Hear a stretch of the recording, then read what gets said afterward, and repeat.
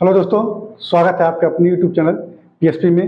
आज पीएसपी के सवाल जवाब सेशन में हम देखेंगे डीएनए और आरएनए में अंतर कि डीएनए और आरएनए में क्या अंतर होते हैं। तो बात पहले इसकी फुल फॉर्म से किया जाए तो डीएनए का जो फुल फॉर्म होता है वो होता है deoxyribose nucleic acid. Deoxyribose nucleic acid.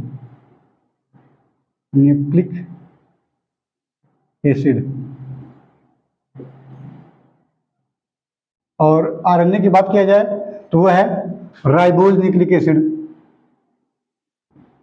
Ribose nucleic acid.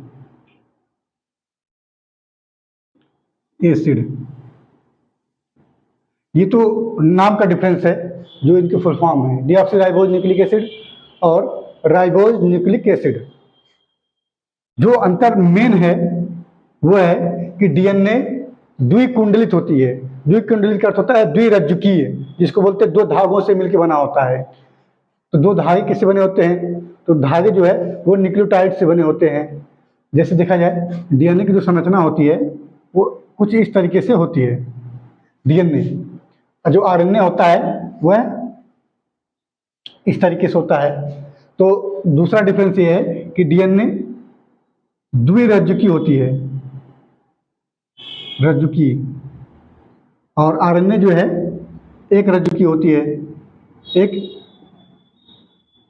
रज्जुकी होती है। डीएनए द्विरज्जुकी और आरएनए एक रज्जुकी, ये है। और जो मोस्ट इंपॉर्टेंट इसमें है वो ये होता है कि डीएनए जो होता है ये स्वयं से प्रतिकृति कर लेता है, यानी कि रेप्लिकेशन करने की क्षमता होती है।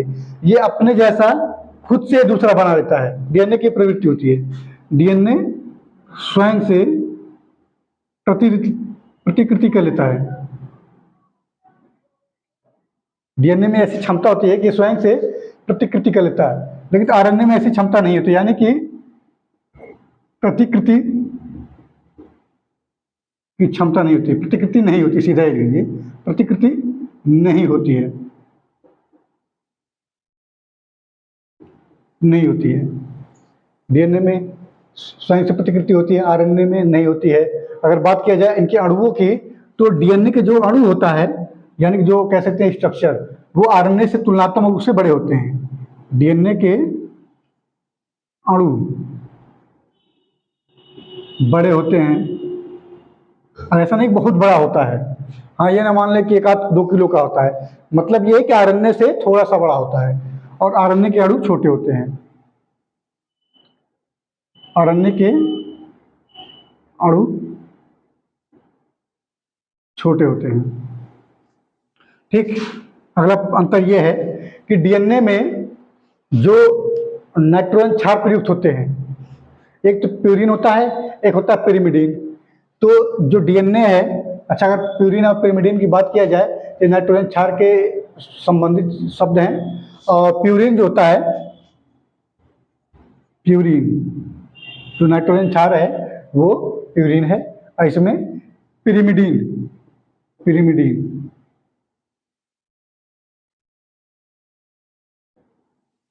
ठीक है। हम बात कर रहे हैं प्यूरिन की और पिरिमिडीन की। तो प्यूरिन क्या होता है? ये 4 नाइट्रोजन क्षारों से मिलकर बना होता है, जैसे adenine, thymine, cytosine, guanine. Purine 4 प्रकार का होता है, एडनिन, थायमिन, साइटोसिन, ग्वानिन। और जो पिरिमिडीन होता है ये भी 4 प्रकार का होता है। इसमें भी एडनिन होता है, इसमें भी थायमिन होता है, इसमें भी साइटोसिन होता है, लेकिन सॉरी माफ कीजिए, थायमिन नहीं, साइटोसिन होता है और ग्वानिन होता है। बस देखिए, ए वहां पे भी एडनिन है, वहां पे भी एडनिन है, यहाँ पे साइटोसिन है, यहाँ पे भी साइटोसिन है, यहाँ पे भी ग्वानिन है, वहां पे भी ग्वानिन है। लेकिन यहाँ पे शायद आपको दिखाई ना दे रहा हो, यहाँ पे हम नीचे लिख देते हैं कि एडनिन इसमें भी हो रहा है। ठीक, एडनिन यहाँ पे भी आ रहा है, थायमिन, साइटोसिन यहाँ पे भी आएगा, ग्वानिन भी यहाँ पे आएगा। लेकिन जो ये थायमिन है, यही डिफरेंस लाता है।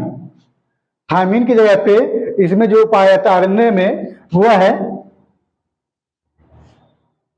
सॉरी माफ कीजिए, यूरेसिल लिख दिए हैं, यूरेसिल, यूरेसिल होता है। इस थायमिन की जगह पे प्रयुक्त होता है यूरेसिल, ठीक है। और जो एक मुख्य पॉइंट और है, हम यहाँ नीचे दिखाई नहीं देगा, यहाँ तक शायद दिखाई दे रहा हो, तो यहाँ पे हम बात करते हैं कि डीएनए वास्तव में पाया कहाँ जाता है और आरएनए कहाँ पाया जाता है। तो डीएनए जो है वो मुख्य रूप से डीएनए मुख्य रूप से केंद्रक के अंदर पाया जाता है, केंद्रक के अंदर पाया जाता है, ठीक है। डीएनए मुख्य रूप से केंद्रक के अंदर पाया जाता है। अब कुछ लोग ये जानते हैं सर माइटोकॉन्ड्रियम भी पाया जाता है, सत्य है माइटोकॉन्ड्रियम भी पाया जाता है, लेकिन इसीलिए यहाँ शब्द प्रयोग हुआ है कि मुख्य रूप से पाए जाने को, तो माइटोकॉन्ड्रियम भी पाया जाता है, लेकिन अन्य कोशिकांगों में भी पाया जाता है, कुछ कोशिकांगों में पाया जाता है डीएनए, लेकिन मुख्य रूप से जो पाया जाता है ये केंद्रक में पाया जाता है, ठीक। लेकिन जो आरएनए होता है, आरएनए होता है ये जो है सीधा सीधा कोशिका द्रव्य में पाया जाता है। जो कोशिका होती है उसके अंदर कोशिका द्रव्य होता है, वहां पे आरएनए पाया जाता है, यानी कि ये कोशिका द्रव्य में होता है, कोशिका द्रव्य में। अच्छा एक चीज यहाँ पे हम लिखे हैं शायद कि डीएनए, हाँ यहाँ पे लिखे हैं डीएनए स्वयं से प्रतिकृति करती है, लेकिन आरएनए स्वयं से प्रतिकृति नहीं करती है। तो डीएनए बनता कैसे है? तो डीएनए बनाने के लिए थोड़ा सा हम 2 मिनट का और समय लेंगे, ज्यादा नहीं, 2 मिनट भी नहीं लगेगा। डीएनए बनता है जैसे ये है डीएनए, ठीक। तो डीएनए बनता है आरएनए से, सॉरी माफी आरएनए। डीएनए तो क्या करता है, स्वयं से प्रतिकृति कर लेता है। यहाँ पे हम लिखे थे डीएनए स्वयं से प्रतिकृति कर लेता है, मतलब इसको अपनी संख्या बढ़ाना हो तो ये अपने जैसा बनाने की क्षमता रखता है, खुद को ही अपने जैसा फोटोकॉपी कर लेगा ये। इन आरएनए नहीं कर पाता है, क्यों? क्योंकि आरएनए खुद डीएनए से ही बनता है, ठीक है। तो आरएनए किससे बनता है? ये डीएनए से बनता है। हाँ, आरएनए क्या बनाता है? तो आरएनए बनाता है प्रोटीन, ठीक है। डीएनए से क्या बनेगा? आरएनए, और आरएनए से बनेगा प्रोटीन, ठीक। अब ये प्रोटीन जो है 3-4 रूपों में पाया जाता है। जैसे बात किया जाए हार्मोन्स की, हार्मोन, आपसे कई बार क्वेश्चन लोग पूछते हैं बताओ हार्मोन क्या होता है। तो हार्मोन जो है एक प्रकार की प्रोटीन टाइप में पाया जाता है हमारे शरीर में। हार्मोन जो है कोई हड्डी नहीं होती है, ना ही मांस होता है। हार्मोन जो है हमारे शरीर में प्रोटीन के रूप में रक्त में घुला होता है। आवश्यकता पड़ने पे वो यही प्रोटीन हार्मोन बन जाता है, आवश्यकता पड़ने पे यही एंजाइम बन जाता है, एंजाइम। और ये यही प्रोटीन एंटीबॉडी, जिसको बोलते हैं प्रतिरक्षा, प्रतिरक्षा, और यही प्रोटीन प्रतिजन, प्रतिजन शायद यहाँ पे दिखाई दे रहा हो। तो सॉरी माफ कीजिए, जो प्रतिरक्षा है इसको बोलते हैं एंटीबॉडी, और इसको बोलते हैं एंटीजन। देखिए एंटीबॉडी की 2 चीज तो आप जानते हैं, हार्मोन्स और एंजाइम्स, ठीक। बात ये प्रतिरक्षा क्या होता है और प्रतिजन क्या होता है। तो प्रतिरक्षा जैसे हमारे शरीर में जो रोगाणु आते हैं उनको मारने के लिए हमारे शरीर में स्वयं से ही प्रतिरक्षा तंत्र का निर्माण होता है। यानी कि कुछ ऐसे प्रोटीन होते हैं या प्रतिरक्षा होते हैं जो उन रोगों से लड़ते हैं, ठीक है। और प्रतिजन क्या होता है, जो रोगाणु हमारे शरीर के अंदर जाते हैं वो होते हैं प्रतिजन से धूलकण हुए, ठीक। तो धूलकण क्या होते हैं? ये एंटीजन होते हैं, यानी कि रोगाणु होते हैं हमारे शरीर में। आप जानते हैं कि जो लोगों को एलर्जी होता है धूलकण से, तो वो एक रोगाणु तो है, एलर्जी हो रही धूलकणों से। जिसे सूर्य के प्रकाश से कुछ लोगों को होता है, कुछ लोग सुगंध जैसे स्मेल होता है उससे भी एलर्जी होती है, छींक आने लगता है स्मेल करने से, ठीक है। तो प्रतिजन जो है ये क्या होता है? रोगाणु होता है, रोगाणु, ठीक। अब प्रतिरक्षा क्या होता है? रोगाणुओं से लड़ने वाला, रोगाणुओं से लड़ने वाला, ठीक है। समझ में आया? प्रतिरक्षा क्या होता है? रोगाणुओं से लड़ने वाला।